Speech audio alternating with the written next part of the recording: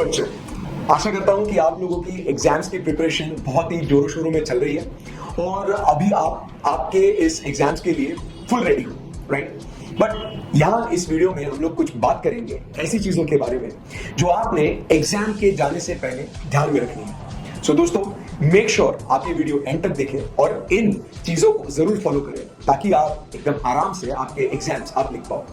सबसे पहले दोस्तों, आपको जो है मेंटल पीस ऑफ माइंड आपको रखना बहुत जरूरी है। Make sure you are very calm, you are not in a panic state of mind.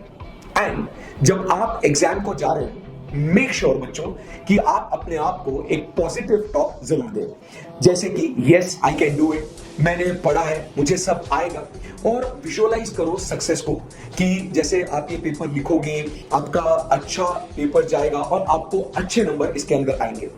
इससे क्या हो जाएगा ना, आपको एक अच्छा खासा एक मेंटल स्टेबिलिटी आपको आएगी और पेपर लिखने में आपको एक कामनेस होगी। नंबर 2 दोस्तों, जब आप अब एग्जाम में गए हो, एग्जाम हॉल में आप बैठे हो, मेक श्योर कि आप सारे इंस्ट्रक्शंस केयरफुली आप रीड करें कि कैसे आपको आपका नाम, नंबर, आपको क्या चीजें लिखनी है वो परफेक्टली आपने लिखी हुई है। क्योंकि बहुत से बच्चों को ये एक बाद में एग्जाम के बाद ये पोस्ट स्ट्रेस रहता है कि सर मैंने वो डिटेल्स बराबर से नहीं भरी, मैंने अपना रोल नंबर नहीं लिखा, ओएमआर में मार्किंग नहीं करी।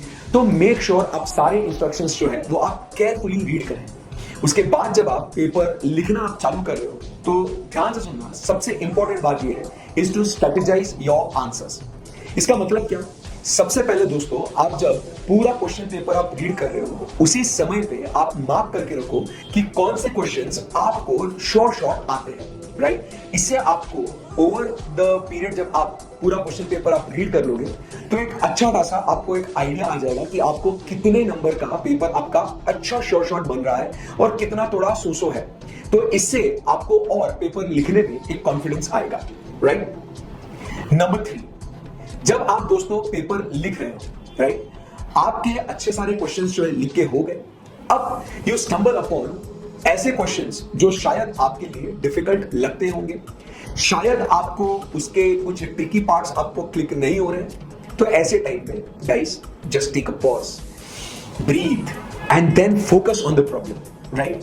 उसको आप आराम से समझिए, रिकॉल करिए कॉन्सेप्ट्स क्या हमने पढ़े थे, किस कंटेक्स्ट में ये क्वेश्चन बात कर रहा है, and eventually you will be able to figure out. If not, try to write the answer in and around the concept. उसके नजदीक जो आपको सही लगता है आप वो आंसर लिखिए, बट बिल्कुल भी पेपर को आप वो छोड़ ना दें, करेक्ट है? उस क्वेश्चन को आप इग्नोर ना करें। नंबर 4, जैसे आपके एक बार सारे आंसर्स आपने लिख लिए, आपने पूरा पेपर आपने थॉरली कंप्लीट कर लिया, you have to make sure कि आपने जो आंसर्स लिखे हैं आप वो उसे पूरा का पूरा अच्छे से गो थ्रू कीजिए।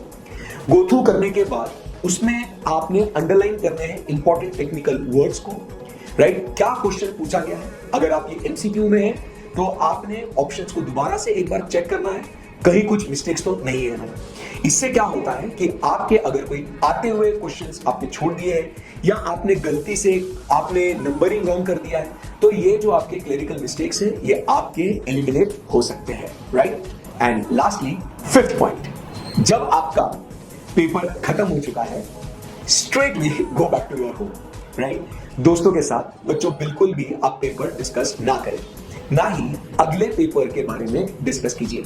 यू गो बैक होम, आप भी वो पेपर को ना देखें, क्योंकि अब जो हो गया सो हो गया, पेपर चला गया, अब डिस्कशन से कुछ बदलने वाला है क्या? नहीं। You will be losing on your very valuable time. तो बस आपने क्या करना है, पुराना क्वेश्चन पेपर रखना है, अगले पेपर के लिए आपने आपकी तैयारी शुरू करनी है।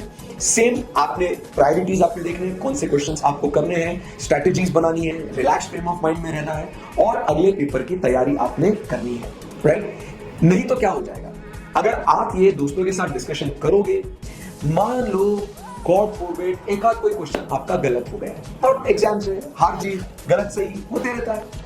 अगर आपका कोई गलत हो गया तो आपके दिमाग में वही स्ट्रेस चलते रहेगा, वही आपको प्रॉब्लम देते रहेगा, और यार ऐसा हो गया वैसा हो गया, और वो आपके आने वाले पेपर्स को भी अफेक्ट करेगा।